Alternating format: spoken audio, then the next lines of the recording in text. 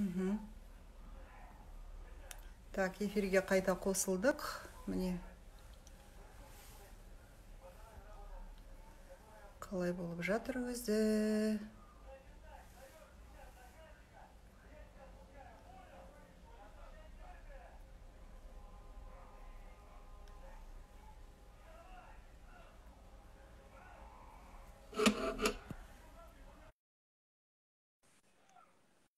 Мгм. Так, мынау не болып кетті өзі, кішкене. Міне, дұрыс болды. Міне, өте жақсы, әдемі көрініп тұрсыз. Тамаша. Саламатсыз ба, Лимана ханым? Қалдарыңыз қалай? Сәлеметсіз ба? Жақсы, шүкір, қалайсыздар? Өздеріңіз қалайсыздар? Шүкір, жақсы, жатырмыз, үйден шықпай. Үйден шықпай жатсыздар ма? Тамаша, Иә. онда нағыз асықпай әңгіме айтатын мүмкіндік туып тұр. Міне, біздің тыңдармандарымыз қосылып жатыр. Әсіресе ата-аналар, мектеп ұстаздары біздің эфирде қазір. Осы сұрақ аясында бізде арнайы мектептерден сұраныс түскен болатын. Бала тәрбиесі дәл қазір уақытта балаларды білесіз, үйде ұстап отыру өзі қиын ғой, негізі. Тыңдату қиын деген сияқты. Бала тәрбиесінде қандай біздің құнды дүниелеріміз бар. Абайдың еңбектерінен, Құнанбайдың бұрынғы айтып кеткен өмірлік тәжірибесінен дегендей. Әңгіме өзіңізде, онда.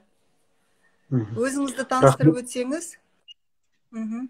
Есімім Оразбек, фамилиям Сапархан. Өзіміз шамамыз келгенше бір сайтты жүргіземіз, журналистпіз мамандығымыз. Енді осындай рухани салада жүргеннен кейін аздап ізденгендеріміз болған, өзіңізге мәлім болғандай, халқымыздың ұлттық рухани құндылықтары жайында, әсіресе мынау Абай атамыз, Құнанбай атамыздың балалар тәрбиесі жайында. Енді соны бөлісейік деген ұсыныстарыңызды қуана-қуана қарсы алып отырмыз. Өйткені енді Абай бәрімізге ортақ, Құнанбай қажы бәрімізге ортақ. Оның тәжірибесі бүкіл қазақтың Құнанбайы, сондықтан бүкіл қазақтың жәдігері ол.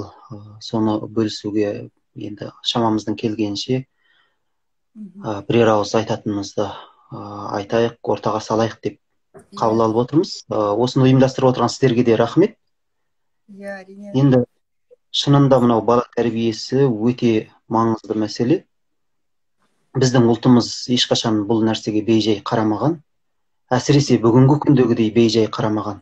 Өйткені бүгінде көріп жүрміз ғой, ата-аналарымыз балаларды мектепке тапсырады, балабақшаға тапсырады, бала күтушісіне тапсырады. Бұл бала тәрбиесіндегі үлкен ағаттықтардың біреуі. Әрине, бүгінгі заманның ағысымен, бүгінгі заманның желімен де қарауға болады. Бұл жаңағы талдың өзі жел қай жақтан соқса, сол жаққа қарай иіледі ғой. Сондықтан да мынау құлдырағаннан кейін адам да сол тал сияқты заманның желіне иіліп кететін жағдайлар болады. Шынында мынау қазақтың бала тәрбиесінде қазақтың дәстүрлі отбасы институты өте үлкен мәнге ие. Бүгінде біз жаңа айтып отырмыз, бала тәрбиесінің әлсіреп кеткендігінің бір себебі осында. Яғни бұрын өздеріңізге мәлім, қазақ бала тәрбиесінде әсіресе мына отбасында әке шеше, немере, осы үш буын бірге араласып өмір сүретін. Қазір бұл ауылды жерлерде көбірек, қалалы жерде сирек кездесетін құбылысқа айналды. Осының өзі бүгінгі бала тәрбиесіне өзінің салқындығын тигізеді. Неге? Өйткені ол жерде ортаңғы буын, яғни ата-ана күнкөрістің қамымен айналысады. Ал үлкен буын, мынау ата-әжелер немерені бағу тәрбиесін беру, соларды адам қатарына қосу деген мәселемен айналысады. Ол жерде біздің бүгінгідей тек қане мынау жақсы киіндірсем болды, қолына жақсы қажеттіліктерін әперсем болды, жақсы смартфон ұстасын, жақсы ноутбук, планшет болсын деген әрине жақсы нәрсе ол. Тұрғанмен біздің қазақтың тәрбиесінде алдымен адам қылу дейтін үлкен мәселе болатын. Мынау тегіне қарап кейбір кісілердің сені адам қылған пәленше болатын деген сөздер бар қазақта. адам қылған түгенше еді ғой дейтін асып кеткен кісілерге айтылатын сөз бар. Ол деген сөз сені тәрбиелеп осы адамдығыңның тағанын қараған, іргетасын қалаған пәленбай деген әулет еді ғой деген сияқты сөз. Осының астарында адамдықты қалыптастыру дейтін біз үлкен бір концепцияны көреміз халық тәрбиесіндегі. Шынында бұл адамдықты қалыптастыру ісімен жаңа айтып отырмыз, отбасында бізде қазір бүгінгі біздің ғылымда солай айтып жүр, ата-ана деп. Жоқ, біздің ғылымда қазақы ұлттық өзінің менталитетінде, өзінің дәстүрлі бала тәрбиесінде адамдықтың іргетасын қалайтын ол ата-әже болады. Аталар институты, әжелер институты деген. Қазір мынау әрине ана бұйыра бермейді. Бір ағайындының ішінде ата-ана үлкен үйдің қолында қалады, қара шаңырақта қалады. Бірақ біз мына нәрсені ескеруіміз керек. Бұрынғы кезде ауыл үй алыс отырмаған ағайынды кісілер. Бәрі бір ауыл. Кімнің ауылы? Пәленшенің ауылы. Яғни кімнің ауылы? Құнанбайдың ауылы. Құнанбайдың үлкен ауылы, Құнанбайдың кіші ауылы деген сияқты ауылдар болған. Сол ауылдарда жаңағы ата-әже сол бүкіл ауылдың баласының тәрбиесімен айналысқан. Яғни бүгіндегі мектепке дейінгі білім беру мекемелерінің ролын атқарған. Ал мектептің ролын, білім беру мекемелерінің ролын сол кездегі медреселер, өздеріңізге мағлұм, мешіттер, қадари қалынше сол институттар жұмыс жасаған. Ал оған дейінгі жаңа біз айтып отқан адамдықтың іргетасы осы ата-әженің қолында қаланды деп отырған себебіміз осы. Бұны бүгінде бізде жаңғыртуға болады. Бірақ бүгінде мына мәселе шығады. Осы жерде біз кез келген мәселеде мамандық ресурстың сапалық деңгейін қарап жатамыз. Соның көрсеткішін бағалап жатамыз. Ол өте дұрыс. Тура сол сияқты бүгінгі ата-әжелердің де сапалық деңгейі қажет болған.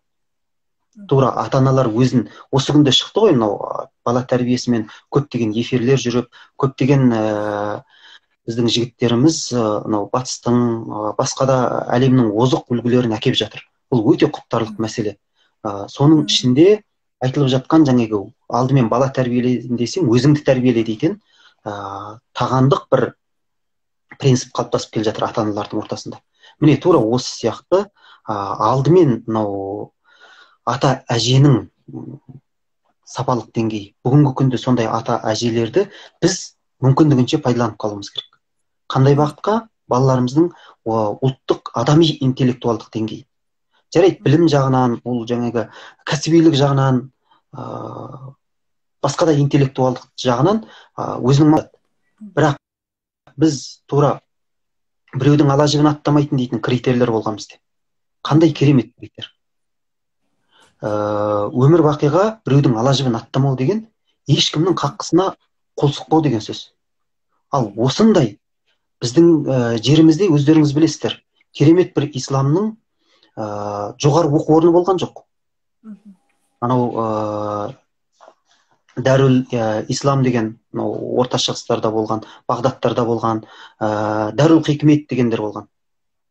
Яғни Хикмет академиясы деген сияқты. Сондай бізде академиялық деңгейде білім беретін ислам институттары болған жоқ, базалық деңгейдегі. Бірақ халықтық деңгейде біз солардың берген адамдық білімінің деңгейімен пара-пар білім беретін бізде дәстүрлі медициналық институттар болған. Дәстүрлі тәрбиелік институттар болды. Жаңа айтып отырған, бұл ата-әженің тәрбиесі, ата-ананың тәрбиесі. Сосын бізде мынандай нәрсе бар, қазір менің балам жақсы болса болды дейтін ғане бізде көзқарас қалыптастырды. Жоқ, мынау Абайда жақсы сөз бар. Біреудің қателігіне оның замандастарының барлығы виноват дейді. Тура сол сияқты біреудің баласы, ол тағы да Абайға соғамыз ғой. Абай айтады, бала ата-анадан, ұстаздан, жақсы құрбыдан өзіне өнеге алады дейді. Кіммен көбірек болса, содан көбірек жұғады дейді.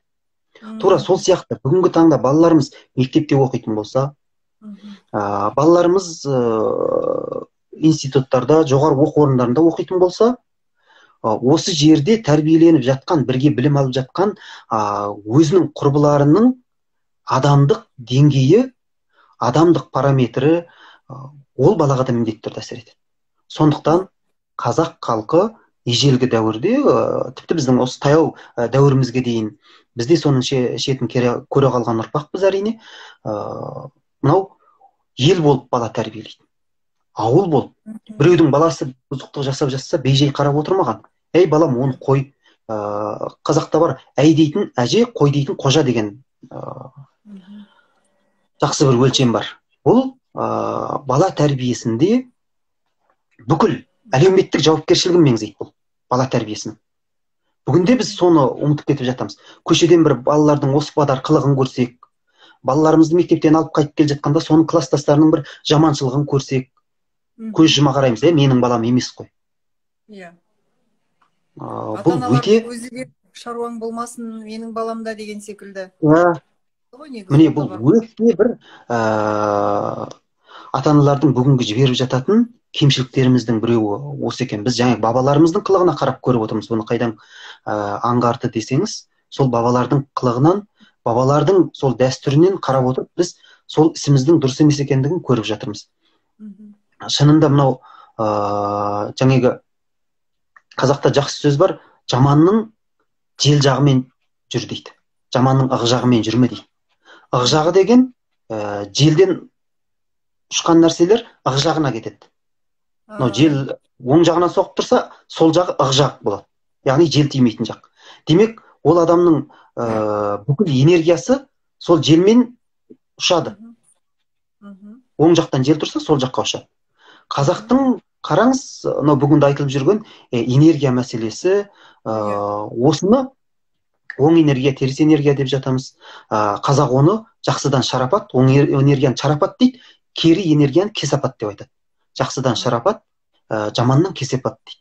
Сонда жаманның кесапатынан сақтану үшін, міне, жаманның жел жағымен жүр дейді. Жел жағымен жүрсеңіз, сізге жаңа кесапаты дарымайды.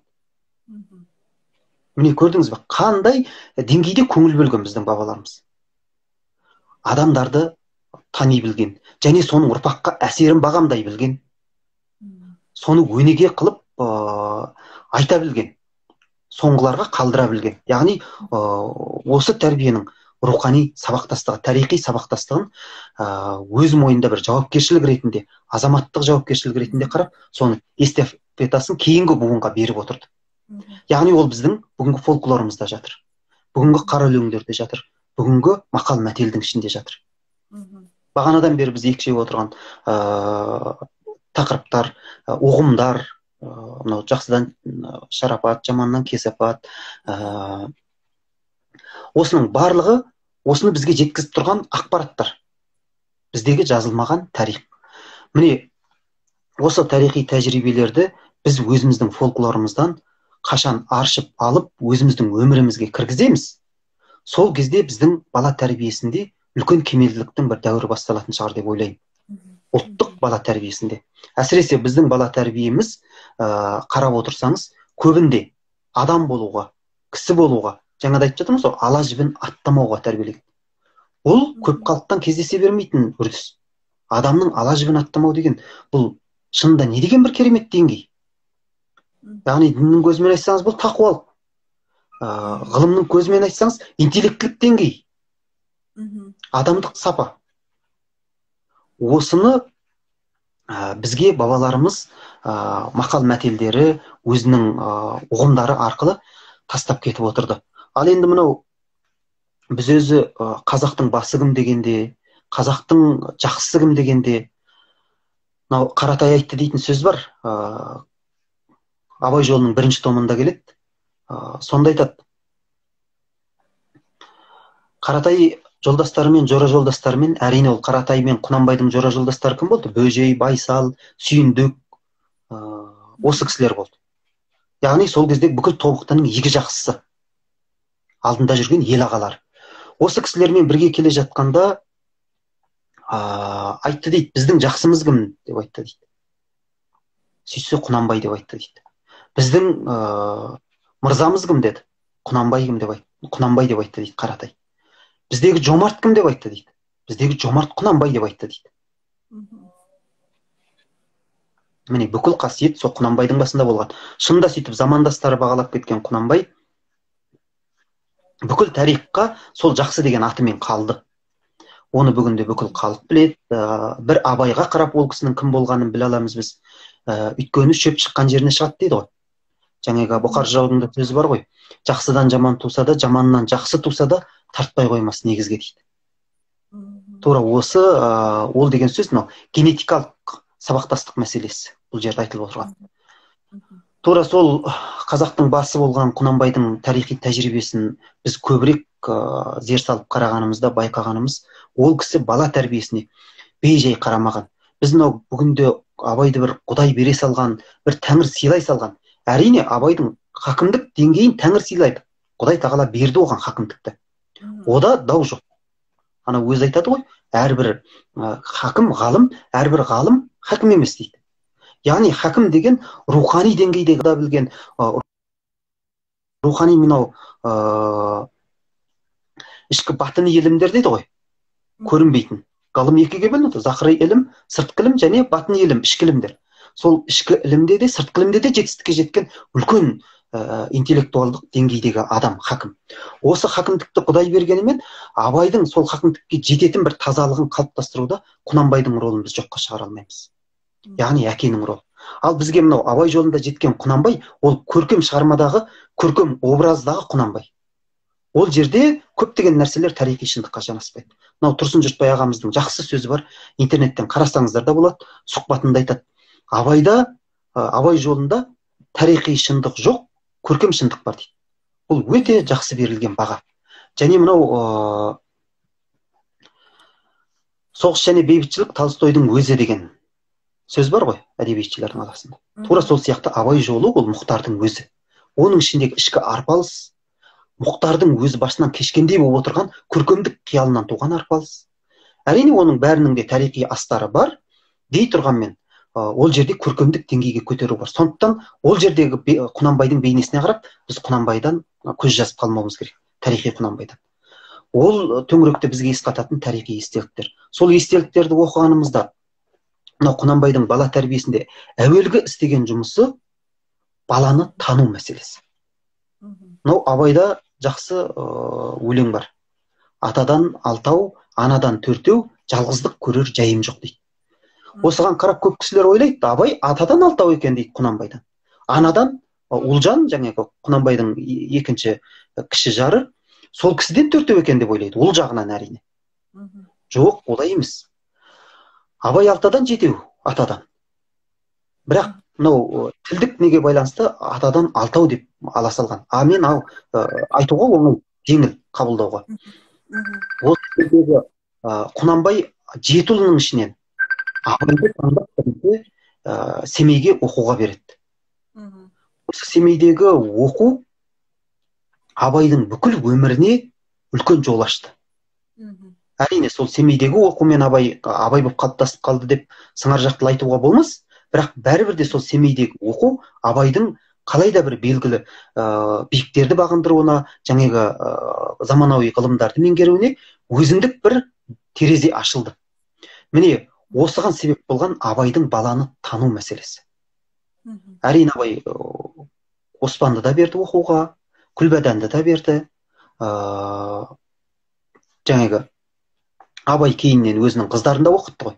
Ал Абай Оспанды да берді, Ысқақта қара таныған болған. Бірақ соның ішінен апарып Абайды медресеге, Семей қаласына берді. Басында Жамантам медресесінен оқыды. Өздеріңізге мәлім, 51-ші жылы Жамантам медресесін тұрғызған, Ескітам медресесі деп айтылады көбінде. Осы Ескітам медресесінде Абай Ғабитхан молданың қолынан оқиды. Осы жерде оқуға беріп қойып, Құнанбай болды деп қарап отырмайды. Ғабитханнан сұрап жүреді, кім қалай оқиды деген мәселе. Сол жерде Ғабитханның ол кісіге айтатын сөзі бар. Мырза дейді, Құнанбайды бүкіл ел мырза деп айтатын болған. Қажы болардың алдында. Мырза, осы балаңыз бір нәрсе шығады, осы балаңызды жоғарырақ жерге барып оқытсаңыз екен дейді. Міне, бұдан біз нені аңғарамыз? Құнанбайдың баланы мектепке беріп қана қоймай, сол жерде баланы қадағалайтындығын аңғарамыз. Яғни бұл не деген сөз? Баланың білім алуы барысын, процесті назарында ұстап отыру керек деген сөз әке. Иә. Бүгінде біз мектепке береміз, қанша баға алдың? Бүгін 4 алдың ба? Жарайды, келесі жолы 5 ал. Немесе неге 4 аласың? Осындай террористтіктің аясында ғана шектелеміз. Немесе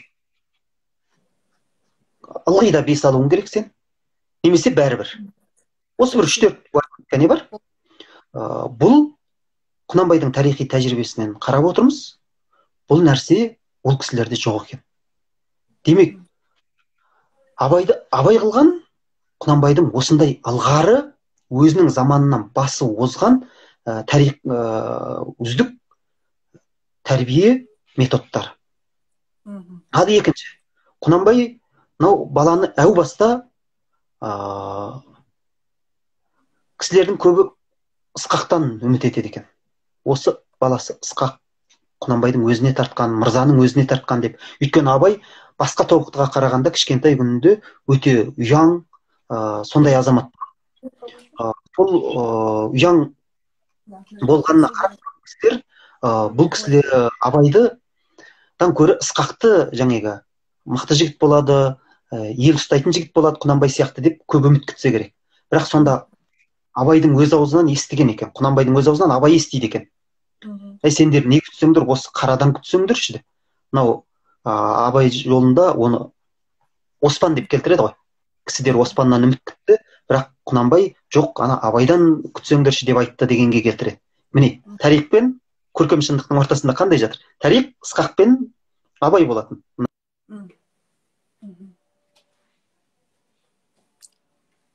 Тоқтап қалғанбыз. Али тоқтап қалды. Ана телефон зарядка тиіп тұр ғой, Бізден.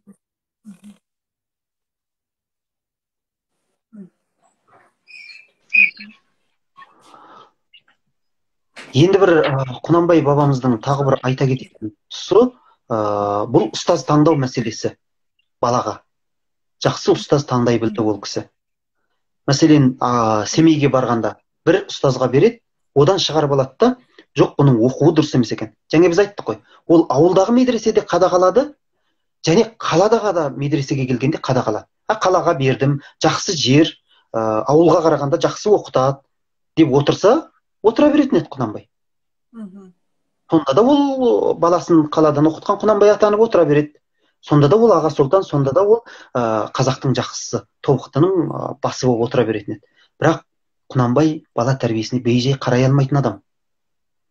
Сондықтан ол ұстазын қадағалады, бір ұстаздан шығарып алып, екінші біз бүгінде айтып жүрген Ахмет Риза медресесіндегі жаңағы Камалеттин Қазіретке берді. Осы баста ол кісінің бала тәрбиесіне деген немқұрайды қарамайтын үлкен бір жауапкершілігі жатыр. Енді бір мәселе, Құнанбай бала тәрбиесінде балаға жауапкершілік артуды басынан үйретеді. Жас күнінен. Бізге мәлім, Мұхтар Әуезов те айтады өзінің шығармаларында, және естеліктерде де келеді. 13 жасынан бастап абайды Құнанбай өзінің қасында алып жүріп, кәдімгі ел басқару ісіне, елді алу ісіне. Яғни басшылық қасиетін дамыта бастайды. Міне бұл бүгін көптеген әкелерге бұл өте үлкен сабақ болады. Бүгінде әкелер баласын қасына мүлдем ертіп жүрмейді. Тіпті маңайына жолатпайтын әкелер. Бар, анаңа бар, анаңнан сұра, бар, анашың айтып берсін, немесе мамаңа бар дейтін әңгімелер бұл әкенің немқұрайлылығы. Оны бізге Құнанбайдың тәжірибесі көрсетіп тұр. Құнанбай абайды қасына алып, кәдімгі мынау абай жолын оқысаңыздар, енді әр қазақтың үйінде абай жолы бар деп ойлаймын. Соның бірінші томында алысқа бармай-ақ бір алдыңғы 100 бетін оқысаңыздар осы мәселеге кездесіздер. Өйткені осы жерде 13 жастағы абайды алып барып Қарқаралыда үлкен қыстайғы бүкіл арқаның төсіндегі даушарды бітіру ісіне араластырады. мынау ол жерде жолда деген тарауда баяндалса керек, жаңылмасам. Ал енді одан келгеннен кейін ел ішіндегі даушар мәселелерге, тобықтының өзінің ішіндегі, соған Абайды жібереді. Сүйіндікке жібереді, жаңа Байсалға жібереді.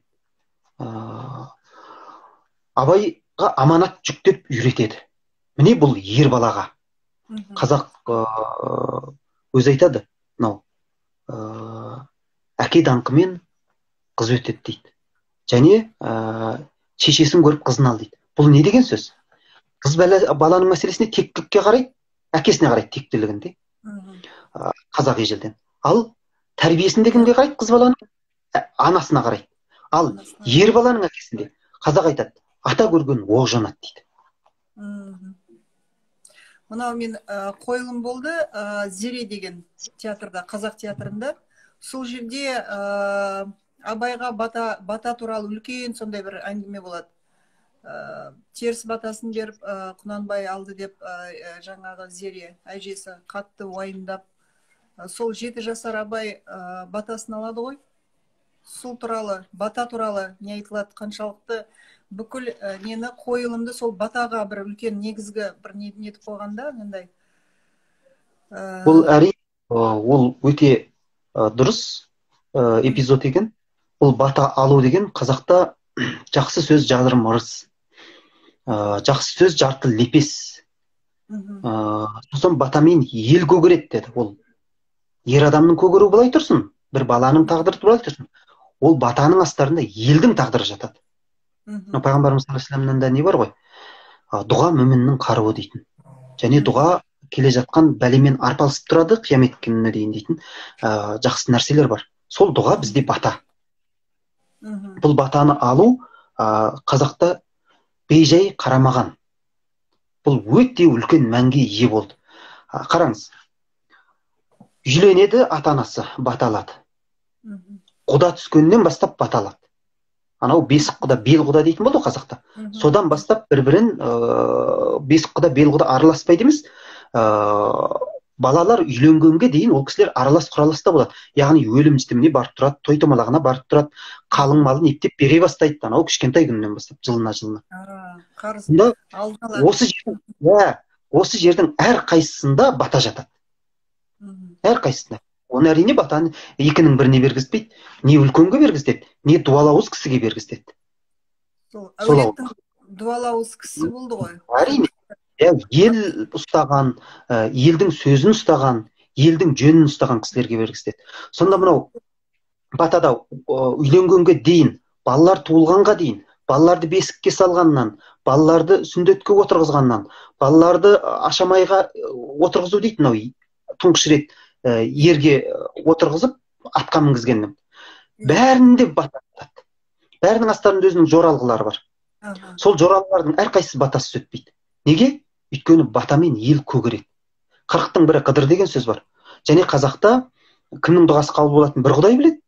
Бірақ дей тұрғанмен жақсы кісілерден, сәлиқалы кісілерден, Құдай сүйетін қылығы бар кісілерден баталып жүргенді қазақ әрқашан өзінің дәстүріне айландырып келді. Бұның өте үлкен тағдырлық мәні бар. Өте үлкен гуманитарлық мәні бар. Бұл жерде тағы бір айта кететін нәрсе, қазақтың мақалында бар, баталы ұл арымас, батасыз құл жарымас деген сөз бар. Біз осыдан ақ білеміз, батаның адамның өміріне қандай мәні бар. Бата алмаған адам жарымайды екен ол. Мынау Зере сол қарғыс алды деп қатты қайғырады ғой. Апарып үлкен жылқы апарып, күмістен нетілген, алтынмен апталған, күміспен жасалған ер тоқым апарып ана кісінің алдынан Құнанбайға батаңызды, оң батаңызды беріңіз деп. Теріс бата алып кетіп беріп қояды оған, аттан түсіп сәлем бермеді деп. Енді ол кісілер енді әулиелікте, ол жерде зерттеушілердің естеліктерде де келетін біраз мәселелер бар. Ол енді әулиелік қырғада байланысты деп айтылады. Өйткені Құнанбайдың ұрпағының ары қарай 3-4 атадан ары көп ұрпағы жалғаспай қалатын деп. Шынында ғой. Қазір бізге жеткен бізге жеткен осыдан 1-2 жыл бұрын Абай атамыздың ұрпақтарымен бір сұхбат шықты ғой. Сонда екі ақ отаудың атын атайды ғой. Өзін айтады және бір инженер технолог жаңылмасам ұрпағы шөбересі болу керек. Сол кісі ғана бар, қалған ұрпақтар жоқ мысалы. Ысқақтан жоқ, Шәкәрімнен қалмады. Оспан өлген кезде жоқ болатын. Бір бала көрді, ол қайтыс болып кетті, шетінеп кетті кішкентай күнде. Сонда көп ұрпақ жалғаспай қалды ғой. Соны ол кісі көріп тұрды деп айтатын. Сосын әкесі келмеді баталуға деп ренжідірінде біраз айтылымдар бар. Менің келінім келді менен баталуға деп. Оны түсіну үшін кішкене шегініс жасау керек болады. Тарихи шегініс, танымдық шегіністер жасау керек болады. Ол енді бүгінгі біздің кішкене немізге сияда қоймайды. Және соны тура солай күйінде кәне қабылдап қалдыра салу керек деп ойлаймын енді. Өйткені бұл жерде дәл кешіріңіз, сұрақты қойып отырған дәл қазіргі уақытта бізде сол батаға ерекше мән беру керек деген сол бір құндылық қой ол да.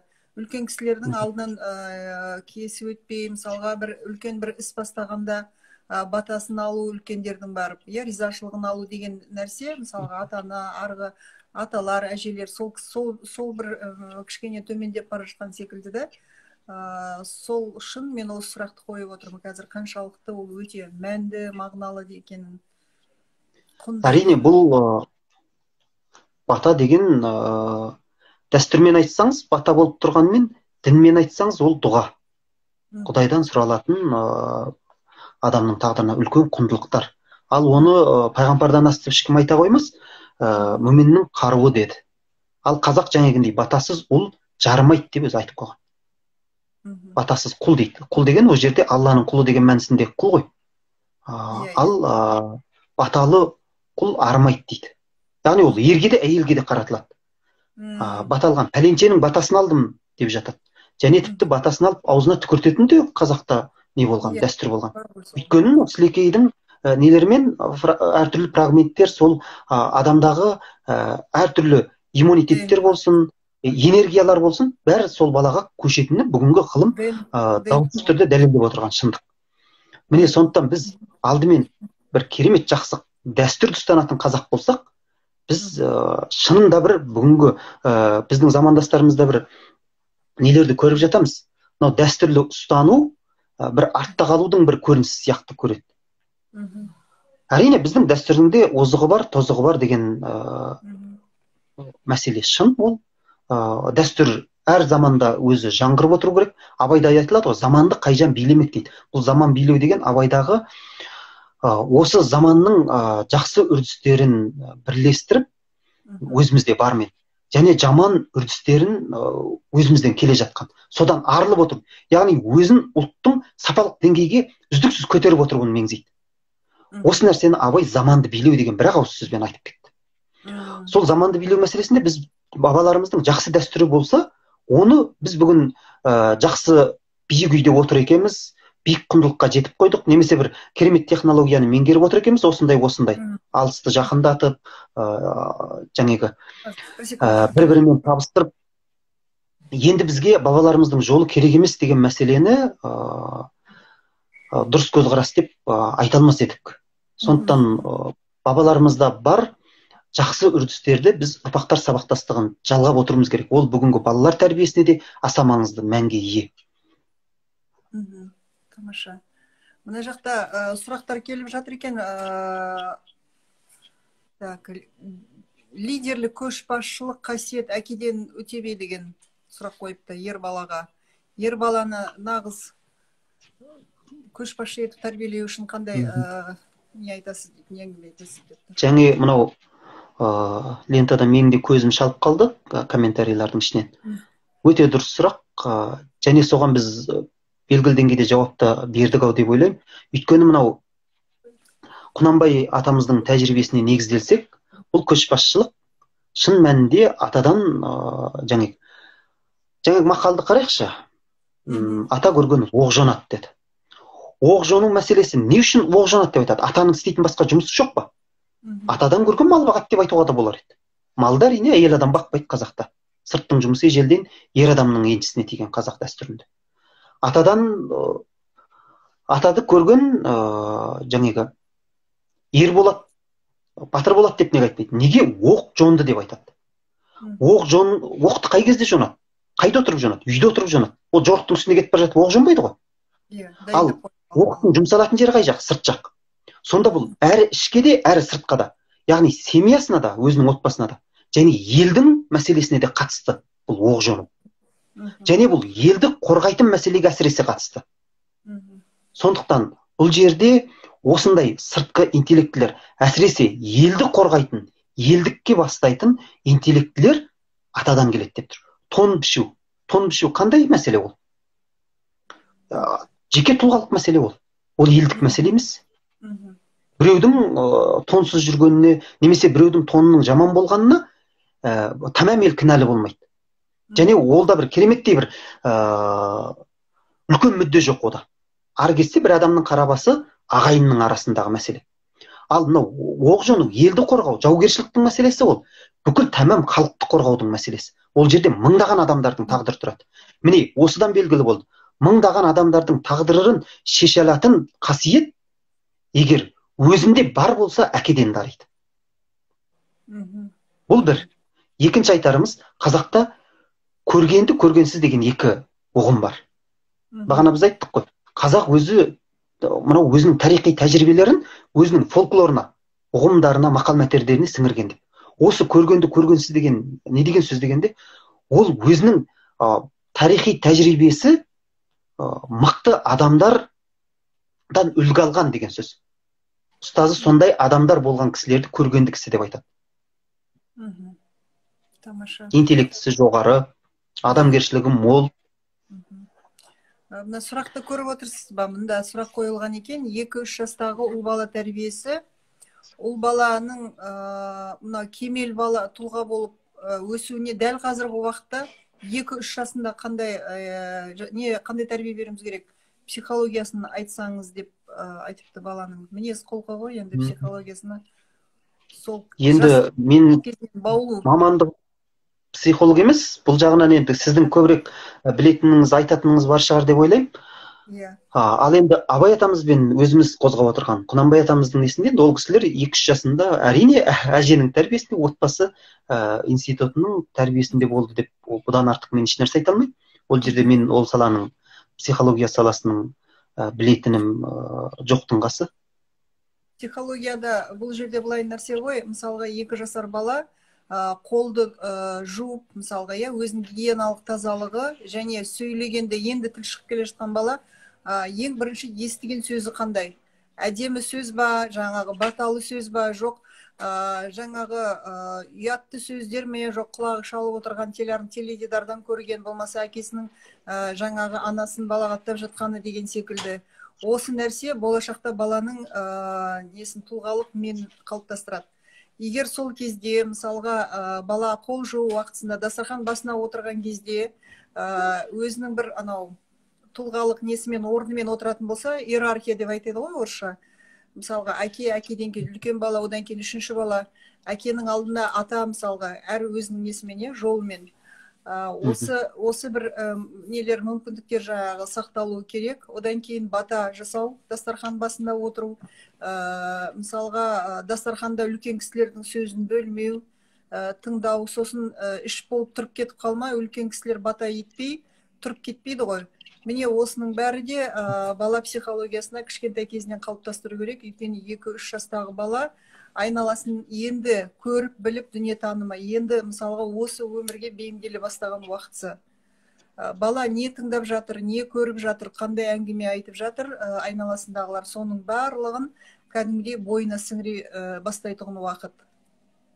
Осы ретте мысалға Абайдың кезеңіндегі, өзіміздің ата тегіміздегі өте мынандай отырған отырысының өзін мысалға үлгі тұтқан ғой, қалай болса солай жастанып, жастыққа жатпаған бала, мысалға. Кәдімгідей отырған отырысының өзінің, мысалға Төле бидің жатқан жатысы, болмаса айран ішісі, отырған отырысына қарап та не берген жоқ па, анализ жасаған жоқ па уақытысында мына жігіт би болатын, не болмаса. Абылай ханның хан ұрпағы екенін, мысалға сол отырған отырысынан, жаңағы өзінің қимылынан, әрекетінен таныды мысалға. Әрине, қазақтың жақсы сөзі бар ғой, мынау кісі болар баланы кісесінен белгілі дейді.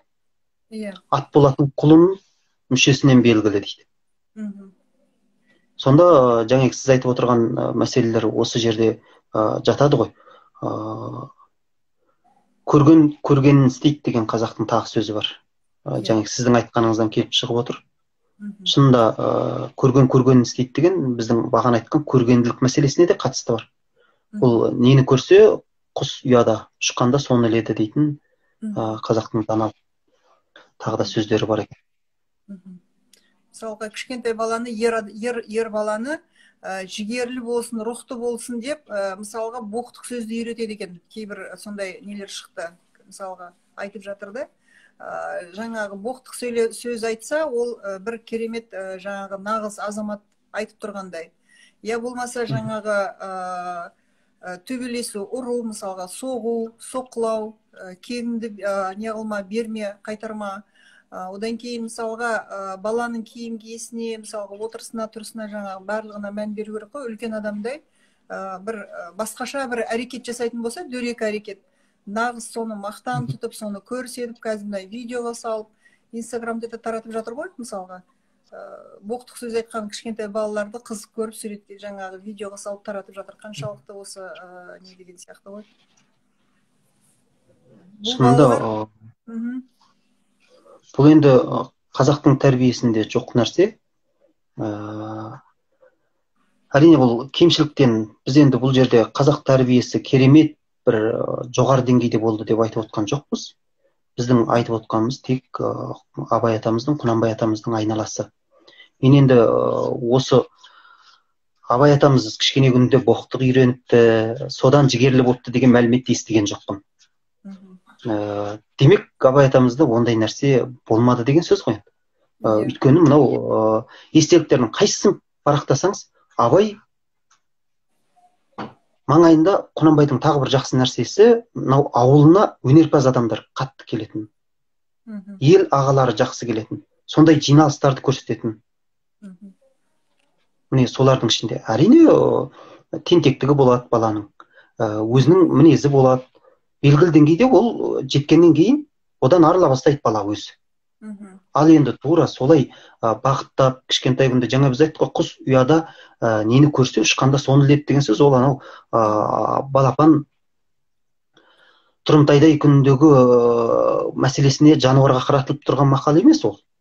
Қазақ осы арқылы жаңағы бала тәрбиесінде нені ексең кішкентай күннен, кейін соның жеміс ретінде сол нәрсені жейтініңді жеткізіп отыр. Мынау Абай атамыздың қара сөзінде бар ғой. Кішкене күнінде дейді баланы, жаңа сіз айтқан мәселені айтады. Ананы боқта деп боқтатып дейді.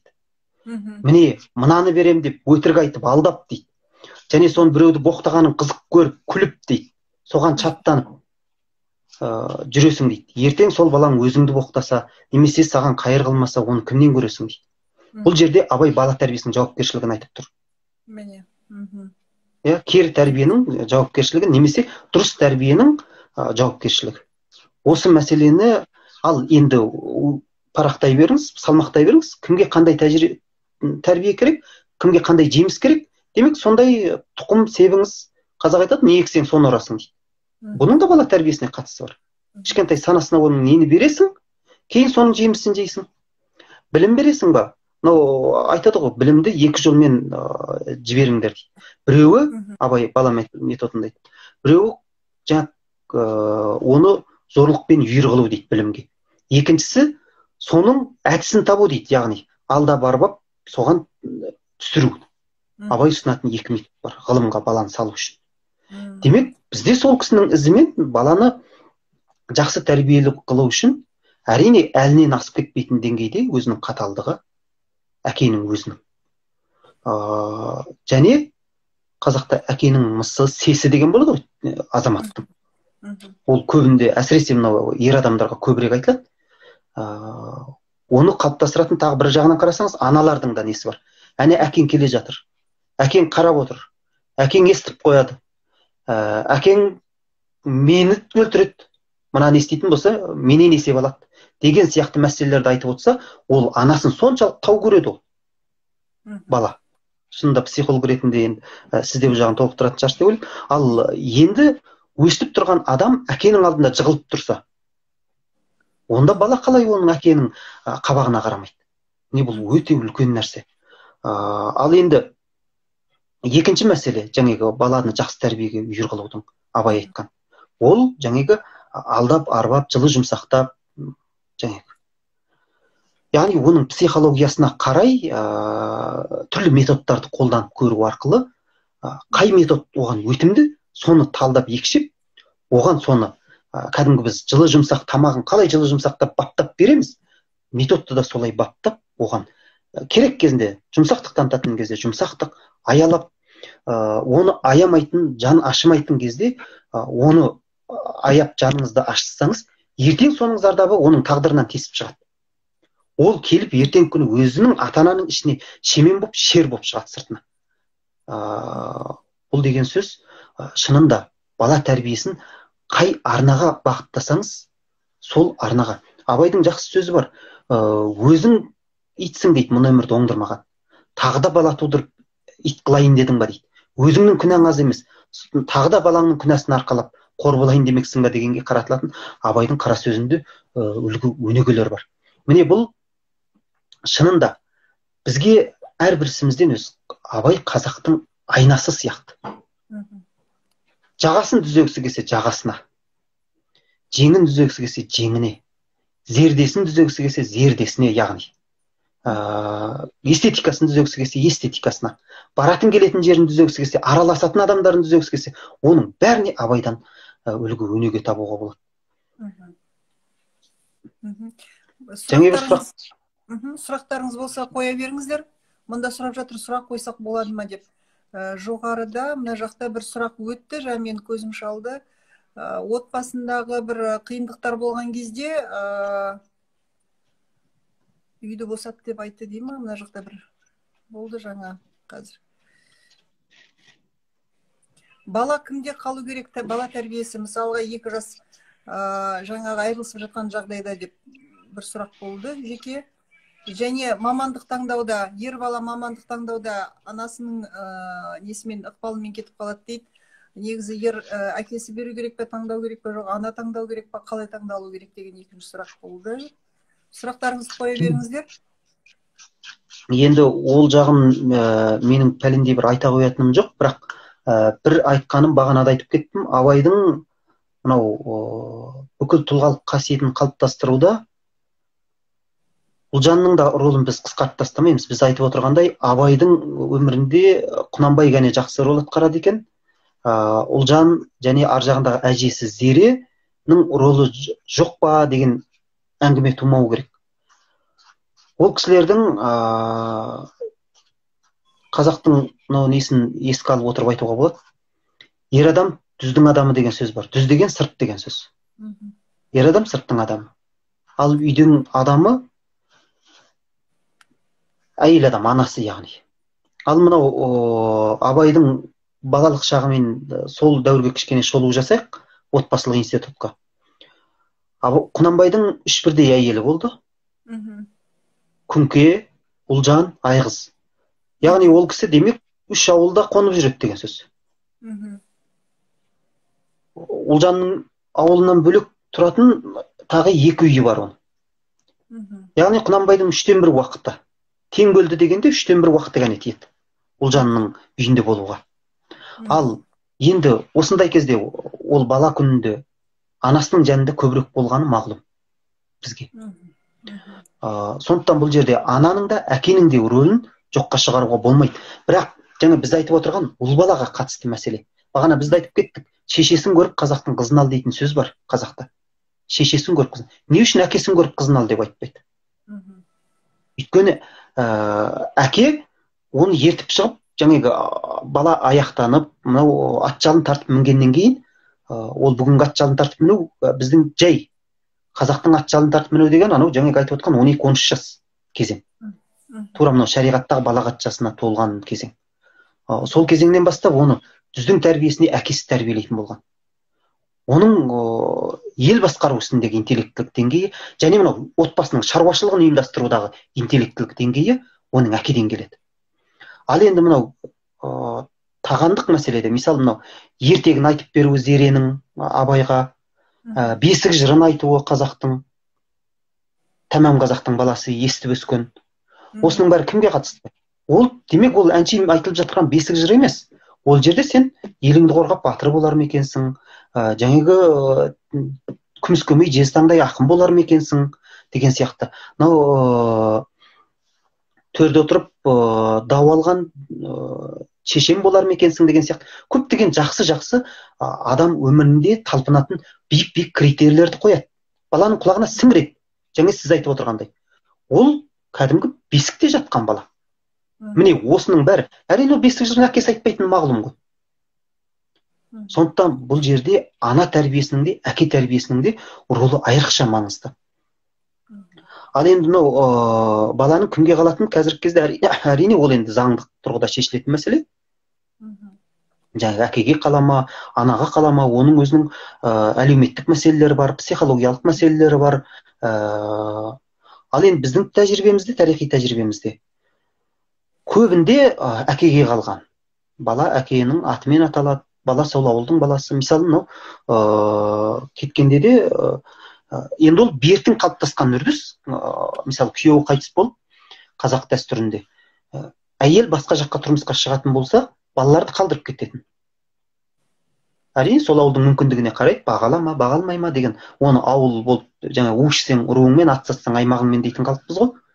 Осы институт толық жұмыс жасап тұрған кез ол кез. Мысалы, ол кездерде бала әкенің әулетіне қалатын болған. Ал одан әріректе, мәселен, мынау абайлардың тұсында әйелге еркіндік беру сол кезден бастала бастады. Оны абайдың билік мәселесінде көбінде жаңағы әйелдің басына бостандық берілген. Абай өзі соны қалаған. Жесірге болсын ол, жаңағы айттырған кісіге болсын, абай өз сүйгеніне қосуға ықтияр берген. Ал жаңағы мәселе бертінгі мәселе. Оның ар жағындағы мәселеде біздің бабаларымыз жесірін жылатпаған, жетімін қаңғытпаған. Яғни ол жесір адамды сол әулеттің ішінде қалдырған. Әмеңгерлік деген заң бар. Жаңағы мына қайнысы немесе қайнағасы солардың біреуін таңдайды. Одан болмаса немерелестерден таңдайды, солай. Ол жерде жаңағы мәселе болмаған. Ішінаралық жағдай болмаса. Мамандық таңдау бойынша негізінде баланың жаңағы басында айтып өттіңіз ғой, қабілетіне қарай, иә, баланың қабілетіне қарай. Иә. Мысалға Құнанбай тәжірибесінде сол. Баланың қабілетіне қарады. Жаңа айтып отырмыз ғой, оның Ысқақ та орысшадан хабары болды. Оспанның да орысшадан хабары болды. Кәдімгі тілмәшсіз өз ойын жеткізе алатын хабары болды. Енді кереметтей білді деп айтылмайды естелікте. Бірақ тілмәшсіз сөйлесе алатын, өзінің ойын белгілі деңгейде жеткізе алатын қабілеті болды. Ал соның ішінде абайды оқытуы, ал кейіннен мынау баланы таңдау мәселесінде жаңа абайға ырық берілді дедік қой. Мынау жауапкершілік арқалатып үйретті, ырық берілді дегенде айтатын бір мәселе бар. 13 жасар абайға Құнанбай бір қанша мәселенің еркіндігін береді. Ол қаладан оқудан келгеннен кейін өзі проходной школда абай Құнанбайға айтпай 3 ай оқиды орысшаны. Мынау жаңылмасам Семейде сол кезде 7 мешіт болады. Сол 7 мешіттің бір қаншауында медресе болады. Оны таңдап оқытты. Ал таңдап оқытқан медресесінде оқып жүрген абай мынау шіркеудің қасындағы проходной школдан 3 ай сабақ алды орыс тілінен. Сол 3 айда оқыған біліміне қанағаттанбай ел шаруасына келгеннен кейін әрине әкенің сөзіне қарсылық жоқ. Және Құнанбайдай әкенің айтқанын тыңдамағанда кімнің айтқанын тыңдайды. Сол кезде абай айтты Құнанбайға ұсыныс ретінде: әке, менің бір бауырымды оқытайық деді. Сіз мынау патшаның закондарын білмекке, указдарын, приказдарын түсініп отырмаққа бұл орыс тілі керек. Сізге де керек деп. Әрі заманның талабы, ғылымын білейік деген мәселемен. Оған көз ашық Құнанбай бірден келісім берді. Сөйтті де естеліктерде келеді: сен кімді оқытасың? Қалай оқытасың? Қайдан оқытасың? Қанша мал жұмсайсың? Қанша расход дейді. Осының билігін саған бердім дейді. Қараңыз, 13 жасар балаға әкесі 3 нәрсенің билігін беріп тұр. Бірақ мына мәселе бар. 13 жасар бала және кісі болатын бала емес болатын болса, немесе бір орташа бала болатын болса, мынау Едіге биде не бар? Жақсы бір не бар? Мынау арқа жерінде өткен мықты бидің біреуі ғой, мынау Сұлтанмахмұт Торайғыровтың арғы атасы. Торайғыр сол кісінің баласы, Сотамахмұттың атасы Торайғыр. Сонда осы Едіге би балаларын өзінің айтады. Әрине ол кісі әулиелік сарын бар бұл әңгімеде. Ол кісі өте әулие кісі болған, түсінде көреді балаларының қалай болатынын, жаңағы түсінде меңзеп көреді. Кәдімгі Торайғыр би туатын кезде сұңқар көрдім дейді. Ол сұңқар көлге түсті. Алмағанда жаңағы көлден ешқандай құс қалтырған жоқ дейді. Бірақ біреуін өзі жеген жоқ дейді. Мынау қазақта сөз бар, сұңқар шашып жейді, қара құс басып жейді дейтін. Сондай осыдан кейін дейді, бұл би болады дейді. Мықты би болады, алдына ешкім түспейді дейді. Өйткені жаңа көлден айдында ешқандай құс қалтырмады деп отыр ғой. Сонда бұл көрегенділік, және баласына үміт арту, және сол балалары тура Едіге бидің айтқандай болып шығады. Бір баласына айтады, бұл қой баққаннан артық қолынан дәнеме келмейтін бала болады дейді. Біреуін айтады, әкем би бопты деп қана айтып жүретін бала болады дейді. Ал шоң биді айтады, ол би болады дейді. Үлкен қара құс көрдім дейді. Жаңағы мықты би болады деп. Сөйтіп айтады. Міне бұл әкенің баланың тағдырына деген жауапкершілігі, үміті артуы. Және бұдан тағы нені көреміз біз? Едіге бидің өзінің руханиятын дамытқанын көреміз. Сол арқылы ол балаларының мәселесінде жақсы сөздер айта бастады. Түсінде жақсыға жорыды.